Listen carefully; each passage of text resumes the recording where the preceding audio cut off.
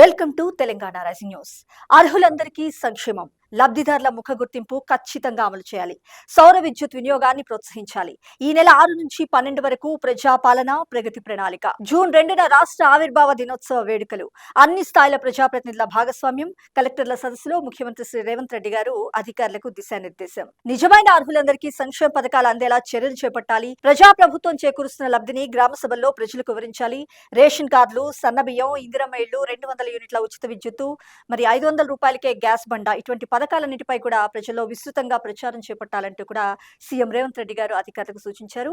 అలాగే విద్యా వ్యవస్థలో ప్రభుత్వం తీసుకొస్తున్న సరికొత్త మార్పులపై కూడా ప్రజలకు అవగాహన కల్పించాలంటూ కోరారు.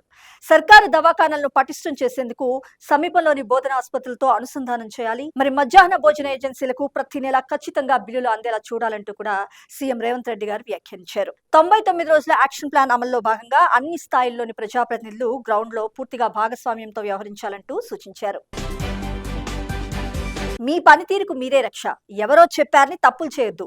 ఇసుక మాఫియా, అక్రమ మైనింగ్ పై కఠినంగా వ్యవహరించకపోతే సస్పెండ్ చేస్తానంటూ సీఎం రేవంత్ రెడ్డి గారు హెచ్చరించారు. నెలలో 10 రోజులు క్షేత్రస్థాయిలో తప్పకుండా తిరగాల్సిందే. ప్రజా సమస్యలు, విద్యార్థుల సమస్యలు తెలుసుకోవాల్సిందేనంటూ కలెక్టర్లకు సీఎం రేవంత్ రెడ్డి గారు సూచించారు. వివిధ అంశాలపై అధికారులకు దిశానిర్దేశం చేశారు సీఎం రేవంత్ రెడ్డి గారు. జిల్లాల్లో మిల్లర్ల అక్రమ వ్యవహారాలు, మైనింగ్ మాఫియాను ఉక్కుపాదంతో తొక్కి పెట్టాలంటూ సూచించారు. ఇక్కడ మరొక ముఖ్యమైన అంశం చూసినాం. సైలెంట్ గా ఉండడం అంటే బాధ్యతల నుంచి తప్పించుకోవడమేనంటూ మోడీ సర్కార్ పై కాంగ్రెస్ పార్టీ అగ్రనేత గౌరవశ్రీ సోనియా గాంధీ గారు నిప్పులు చెరిగారు. Iran supreme leader Ayatollah Ali Khamenei హత్యపై కేంద్ర ప్రభుత్వం మౌనం వహించడాన్ని కాంగ్రెస్ పార్టీ సీనియర్ నేత సోనియా గాంధీ గారు తీవ్రంగా తప్పుపట్టారు.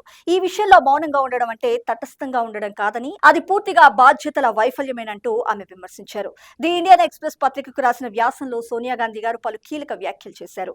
భారత్ ఇరాన్ సంబంధాలు కేవలం వ్యూహాత్మకమైనవి మాత్రమే కావని, అవి చారిత్రాత్మకంగా చాలా బలంగా ఉన్నాయంటూ కూడా పేర్కొన్నారు. మార్చి 1న తమ సుప్రీం లీడర్ ఖమేనీని అమెరికా, ఇజ్రాయెల్ దళాలు హత్య చేశాయని ఇరాన్ ధృవీకరించింది. చర్చలు జరుగుతున్న సమయంలో ఒక దేశ అధినేతను ఇలా చంపటం అంతర్జాతీయ చట్టాలకు పూర్తిగా విరుద్ధం. ఇలాంటి సమయంలో భారత్ సర్కార్ మౌనం వహించడం ఆశ్చర్యకరం, హాస్యాస్పదం అంటూ కూడా ఆమె నిప్పులు చెరిగారు. ప్రధాని నరేంద్ర మోడీ తీరుపై సోనియా గాంధీ గారు తీవ్రంగా మండిపడ్డారు. మొదట్లో అమెరికా, ఇజ్రాయెల్ దాడులు పట్టించుకోకుండా యుఏఈపై ఇరాన్ చేసిన ప్రతీకార దాడిని మాత్రమే ప్రధాని ఖండించారు. ఆ తర్వాత తీవ్ర ఆందోళన, చర్చలు, దౌత్యం వంటి అంశాలు మాట్లాడారు. కానీ ఇజ్రాయెల్, అమెరికాలు దాడులు చేయకముందే అక్కడ దౌత్య చర్చలు జరుగుతున్నాయనే విషయాన్ని ఆయన పూర్తిగా మర్చిపోయారంటూ ఆమె ఎద్దేవా చేశారు. రాష్ట్రంలో 18,139 మెగావాట్ల గరిష్ట విద్యుత్ డిమాండ్, నిరంతర సరఫరాకు సిద్ధమన్నారు డిప్యూటీ సీఎం మల్లు భట్టి విక్రమార్క గారు. గత ఏడాది మార్చి 20న నమోదైన 17,162 మెగావాట్లను ఇప్పటి విద్యుత్ గరిష్ట డిమాండ్ 18,139 మెగావాట్లు మరి అధిగమించిందంటూ కూడా డిప్యూటీ సీఎం మల్లు భట్టి విక్రమార్క గారు స్పష్టం చేశారు. తెలంగాణ రాష్ట్రం భౌగోళికంగా చిన్న రాష్ట్రమైన మధ్యప్రదేశ్, రాజస్థాన్ లాంటి పెద్ద రాష్ట్రాల గరిష్ట విద్యుత్ డిమాండ్ కు దగ్గరగా ఉన్నదని వెల్లడించారు. ఈ ప్రగతి పారిశ్రామిక, వ్యవసాయ, పట్టణాభివృద్ధిలో రాష్ట్ర వేగాన్ని సూచిస్తుందంటూ స్పష్టం చేశారు.